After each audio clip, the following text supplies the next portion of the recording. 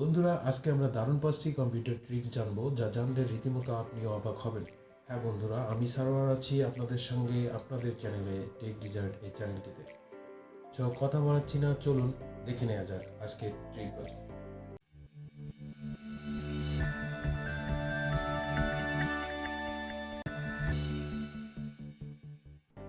বন্ধুরা, কম্পিউটারের জন্য ভিডিও বা মিডিয়া প্লেয়ার হিসেবে ধরলে বা বললে যার নাম সবার প্রথমে আমাদের মাথায় আসে সেটি হচ্ছে ভিএলসি মিডিয়া প্লেয়ার। হ্যাঁ বন্ধুরা, ঠিক ধরেছেন।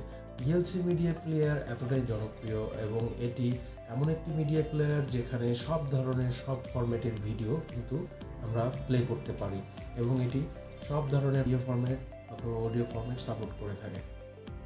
ভিএলসি মিডিয়া প্লেয়ার এমন একটি প্লেয়ার যেটি কিনা সব ধরনের ভিডিও এবং অডিও ফাইল সাপোর্ট করে থাকে এবং বর্তমানে আপনি চাইলে অ্যান্ড্রয়েড, ম্যাক অথবা আইফোনের জন্য খুব সহজেই আপনি যে কোনো ভার্সনের এই সফটওয়্যারটি পেয়ে যাবেন। তো ভিএলসি মিডিয়া প্লেয়ারের চমৎকার একটি ফিচার রয়েছে, আর আজকে আমরা এই ভিডিওতে সেই ফিচারটি রিভিল করব। তো সেই ফিচারটি হচ্ছে আপনি চাইলে ভিএলসি মিডিয়া প্লেয়ার দিয়ে যে কোনো ভিডিও অথবা অডিও ফাইল খুব সহজেই এনি কোনো ফরম্যাটে কনভার্ট করতে পারবেন। ঠিক ধরেছেন বন্ধুরা, ভিএলসি মিডিয়া প্লেয়ার দ্বারা আপনি চাইলে ভিডিও কনভার্ট করতে পারেন যে কোনো ফরম্যাটে। তো চলুন দেখে নেওয়া যাক কম্পিউটার স্ক্রিনে কিভাবে আমরা ভিএলসি মিডিয়া প্লেয়ার দ্বারা আমাদের ভিডিও যে কোনো ফরম্যাটে কনভার্ট করতে পারি। তো সবার প্রথমে আপনার কম্পিউটার থেকে ভিএলসি মিডিয়া প্লেয়ার ওপেন করে নিন অথবা না থাকলে ডাউনলোড করে নিন। আমি আপনাদের সুবিধার্থে এই ডাউনলোড লিঙ্কটি আমার ভিডিও ডিসক্রিপশনে দিয়ে রাখছি। দ্বিতীয়ত, আপনাকে ভিএলসি মিডিয়া প্লেয়ার ওপেন হওয়ার পর উপরের মেনু বার থেকে মিডিয়া অপশন থেকে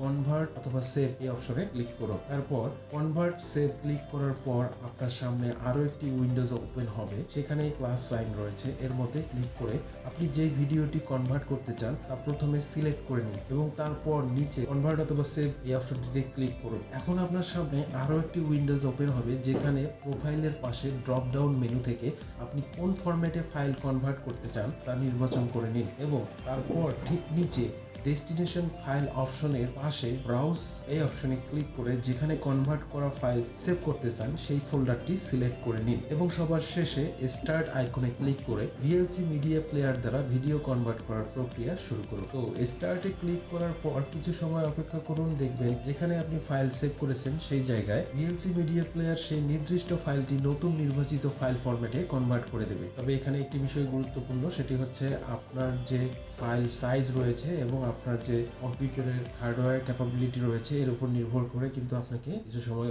ওয়েট করতে হতে পারে। তো নাম্বার 2, বন্ধুরা, আপনারা যদি কম্পিউটার থেকে ইউটিউব অ্যাক্সেস করে থাকেন তাহলে কিবোর্ডের এই শর্টকাটগুলো আপনার জন্য খুবই কাজে আসতে পারে। চলুন দেখে নেওয়া যাক কি সেই ইউজফুল কিবোর্ড শর্টকাটগুলো। তো চলুন কম্পিউটার স্ক্রিনে দেখে নেওয়া যাক। তো অ্যাজ ইউজুয়াল স্পেস বার যে কোনো মিডিয়া প্লেয়ারের মতোই ইউটিউব ভিডিও প্লে ও পোজ করতে সাহায্য করে। তো secondly, up and down arrow. তো up and down arrow, up অ্যারোর মাধ্যমে আপনি চাইলে ভলিউম বাড়াতে এবং ডাউন অ্যারোর মাধ্যমে আমরা ভলিউম কমিয়ে থাকি। লেফট এবং রাইট অ্যারো।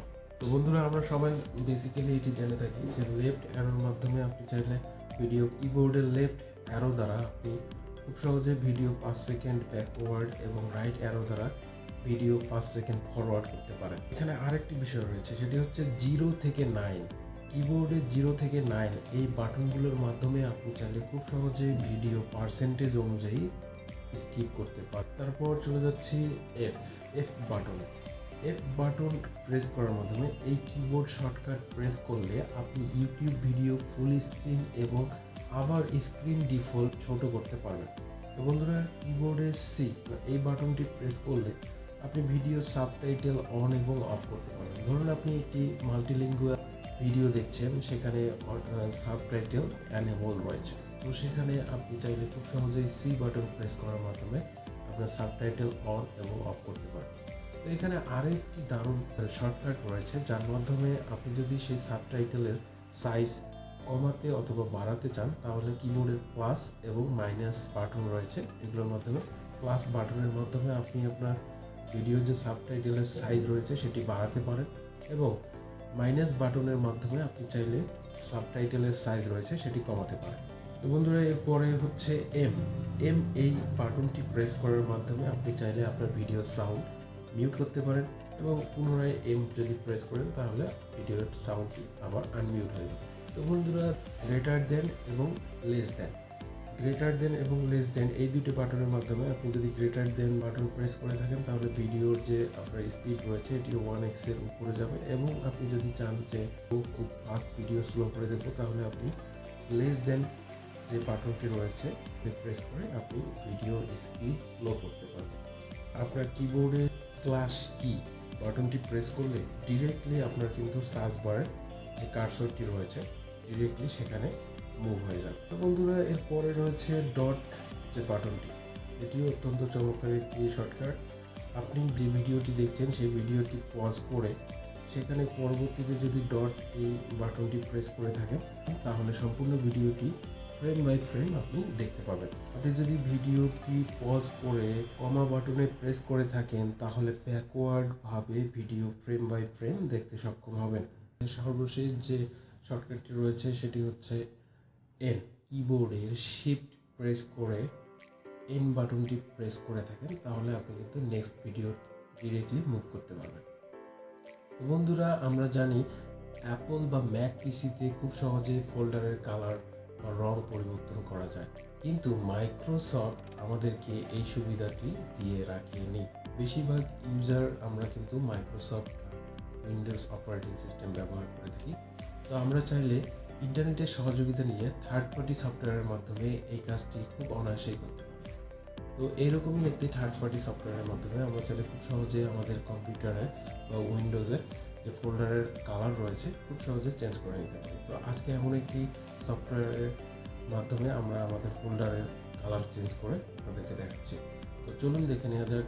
আমাদের উইন্ডোজ পিসির ফোল্ডারের রং পরিবর্তন করার জন্য আমরা এখানে ছোট্ট একটি থার্ড পার্টি সফটওয়্যারের সাহায্য নেব। তো আমাদের ফোল্ডারের রং চেঞ্জ করার জন্য যে সফটওয়্যারটি আজ আমরা ব্যবহার করব তার নাম হলো ফোল্ডার পেইন্টার। প্রথমত আপনাকে যা করতে হবে তা হলো ফোল্ডার কালারাইজ সফটওয়্যারটি ডাউনলোড করে নিতে হবে। ওয়েবসাইটটিতে প্রবেশ করার পর একদম নিচে আপনি ডাউনলোড অপশন পেয়ে যাবেন। এখান থেকে সফটওয়্যারটি ডাউনলোড এবং পরবর্তীতে ইনস্টল করে নিন। অবশ্যই আপনাদের জানিয়ে রাখব যে এখানে সেরকম কিছুই ইনস্টল হবে না, শুধু আপনার কনটেক্সট মেনুতে কিছু অতিরিক্ত অপশন যুক্ত করা হবে। যাই হোক, ইনস্টল বাটনে ক্লিক করার সাথে সাথেই আপনি একটি সাউন্ড নোটিফিকেশন পাবেন, যার অর্থ আপনার কাজ হয়ে গেছে। এখন যে কোনো একটি ফোল্ডারের উপর রাইট ক্লিক করুন, দেখবেন চেঞ্জ ফোল্ডার আইকন নামে একটি অতিরিক্ত ফিচার্স পেয়ে যাবেন। এবার আপনি নিচের মাউস কার্সারটি চেঞ্জ ফোল্ডার আইকন অপশনে নিয়ে গেলেই ফোল্ডারের কালার পরিবর্তন করার বিভিন্ন রং পেয়ে যাবেন। তো এখন আপনি আপনার নিজের পছন্দ মতো রঙের উপর ক্লিক করুন, দেখবেন সাথে সাথে ফোল্ডারের কালার চেঞ্জ হয়ে গেছে। আর যদি কোনো কারণবশত আপনার আগের ফোল্ডার রঙে ফিরে আসতেছেন তাহলে ফোল্ডারের ওপর রাইট ক্লিক করে চেঞ্জ ফোল্ডার আইকন এই অপশনে প্রবেশ করে ডিফল্ট ফোল্ডার আইকনে ক্লিক করুন, দেখবেন আমার আগের যে ডিফল্ট কালার রয়েছে আপনি সেটিতে ফিরে গিয়েছেন। নাম্বার 4, বন্ধুরা, কীভাবে আপনার মোবাইল ফোনটিকে অথবা স্মার্টফোনটিকে আপনার মাউস প্যাড হিসেবে আপনি ব্যবহার করতে পারেন রিমোটলি। আজকে আমরা সেটি দেখব, এটি থার্ড পার্টি সফটওয়্যারের মাধ্যমে। তো বন্ধুরা, আমরা আমাদের নিজের মোবাইল ফোনকে একটি মাউস প্যাডে রূপান্তর করার জন্য একটি ছোট্ট অ্যাপ্লিকেশনের সাহায্য নেব, এবং এই অ্যাপ্লিকেশনটি আপনাকে আপনার মোবাইল এবং কম্পিউটারে উভয় ডিভাইসে ইনস্টল করতে হবে। এবং বন্ধুরা, সবথেকে গুরুত্বপূর্ণ বিষয় হচ্ছে আপনার মোবাইল এবং কম্পিউটার একই নেটওয়ার্ক বা ওয়াইফাই কানেকশনের মধ্যে কানেক্টেড থাকতে হবে। তো চলুন দেখে নেওয়া যাক কীভাবে আমরা আমাদের মোবাইল এবং কম্পিউটার ইন্টিগ্রেট বা কানেক্ট করব। তো চলুন দেখে নেওয়া যাক। তো সবার প্রথমে আপনার ফোন থেকে প্লে স্টোর ওপেন করে সেখান থেকে রিমোট মাউস লিখে সার্চ করে এটিকে ইনস্টল করে নিতে হবে, অথবা আপনি অফিসিয়াল ওয়েবসাইট থেকেও এই অ্যাপসটি ডাউনলোড করতে পারেন। এখন আপনাকে নিজের ডেস্কটপ বা ল্যাপটপেও এর উইন্ডোজ বা ম্যাক ভার্সন সফটওয়্যারটি ডাউনলোড করতে হবে, এবং ডাউনলোড হয়ে যাওয়ার পর তা ইনস্টল করতে হবে। তো উভয় ডিভাইসের মধ্যে রিমোট মাউস ইনস্টল হয়ে যাওয়ার পর আপনার মোবাইল এবং কম্পিউটারের দুই জায়গাতেই প্রোগ্রামটি ওপেন করতে হবে। অবশ্যই খেয়াল রাখবেন যেন আপনার মোবাইল এবং কম্পিউটার একই ওয়াইফাই নেটওয়ার্ক দ্বারা কানেক্টেড থাকে। ওপেন করার কিছুক্ষণের মধ্যেই দেখবেন আপনার কম্পিউটার ডিভাইসটি আপনার ফোনে ওপেন করা রিমোট মাউস অ্যাপ্লিকেশনটির মধ্যে দেখাচ্ছে। এখন এখান থেকে ক্লিক করলেই আপনার ফোন ও কম্পিউটারের সাথে কানেকশন স্থাপন হয়ে যাবে, এবং আপনার কাছে একটি খালি সবুজ স্ক্রিন আসবে যার দ্বারা আপনি কম্পিউটার মাউস পয়েন্টার নিয়ন্ত্রণ করতে পারবেন। তার সাথে এখানে কিবোর্ড সহ আরও বেশ কিছু ফিচার পেয়ে যাবেন, যেগুলো দ্বারা আপনি কম্পিউটারকে কন্ট্রোল করতে পারবেন। তো বলতে গেলে এখন আপনার ফোনটি ওয়্যারলেস মাউস ও কিবোর্ড হিসেবে কানেক্ট হয়ে গেছে, যা আপনি এখন ব্যবহার করতে পারেন। তো বন্ধুরা, এখানে আরেকটি বিষয় রয়েছে, যদি আপনার ডেস্কটপ বা ল্যাপটপের মধ্যে ওয়াইফাই ডিভাইস না থেকে থাকে, সেক্ষেত্রে আপনি আপনার কম্পিউটারে ওপেন থাকা রিমোট মাউস ক্লায়েন্টের মধ্যে প্রদর্শিত আইপি অ্যাড্রেসটি কপি করে নিজের মোবাইলের রিমোট মাউস ক্লায়েন্ট অ্যাপ্লিকেশনটির মধ্যে উপরের ডাইন দিকে থাকা প্লাস আইকনে ক্লিক করে কানেক্ট বাই আইপি অপশনটিতে ক্লিক করতে হবে এবং রিমোট মাউস ক্লায়েন্ট দ্বারা প্রদর্শিত আইপি অ্যাড্রেসটি সেখানে প্রদান করে কানেক্ট করলেও আপনার মোবাইল ফোনকে ওয়্যারলেস মাউস হিসেবে আপনি ব্যবহার করতে পারবেন। এবং কম্পিউটার রিমোট মাউস ক্লায়েন্ট দ্বারা প্রদর্শিত আইপি অ্যাড্রেসটি এখানে প্রদান করে কানেক্ট করলেও মোবাইল ফোনকে ওয়্যারলেস মাউস হিসেবে আপনি ব্যবহার করতে পারবেন। তো আমাদের শেষ যে টিপসটি রয়েছে, এটি অত্যন্ত ইউজফুল একটি টিপস। আমি বিশেষ করে আমরা যারা কম্পিউটারে বিভিন্ন ফাইল নিয়ে কাজ করে থাকি, তাদের জন্য এটি খুবই ইউজফুল।